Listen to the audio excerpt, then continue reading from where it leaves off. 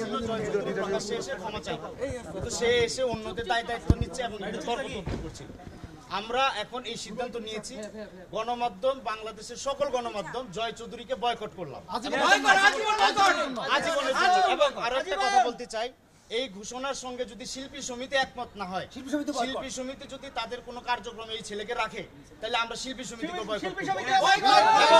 আর একটা কথা বলি, যদি জয় চৌধুরীকে নিয়ে কোনো ডিরেক্টর, কোনো প্রডিউসার কোনো সিনেমা বানান, সেটার প্রচার পাবেন না, এটা আমরা ঘোষণা দিয়ে দিলাম, সেটা নেবেন। আর আমরা এখন বলছি, যেহেতু চলচ্চিত্রের এতগুলো লোক এখানে ছিলেন, কেউ জয় চৌধুরীকে থামাতে পারলেন না, তার মানে চলচ্চিত্রের দায় সবার। অবশ্যই প্রত্যেক বছর 23 এপ্রিল থেকে চলচ্চিত্রের কালো দিবসই পালন কথা নাই, আমরা এটা প্রত্যেক বছর পালিত করব। কি করব, আমরা ওই দিন সিনেমার মুক্তির দিন থাকলেও আমরা সিনেমার কোনো নিউজ ইউজ করবো না, এবং এটা আমরা সবাই মনে রাখবো। এটা আজকে নিউজের মাধ্যমে এটা প্রতিষ্ঠিত করব। মানে আজকে যে ডিসিশনগুলো হয়েছে, আজকে তো ডিসিশনগুলো হয়েছে যে রোগীদের ক্ষয়ক্ষতি পূরণ করবে, তারা ক্ষয়ক্ষতি পূরণ করবে, তারপরে যত ইনস্ট্রুমেন্ট ভাঙছে সেগুলোর ক্ষয়ক্ষতি দিবে। শিবাসানু ভাই, তারপর হচ্ছে অন্য যারা সুশান্ত, এদের ব্যাপারে এক মাস ওনারা বহিষ্কার থাকবে।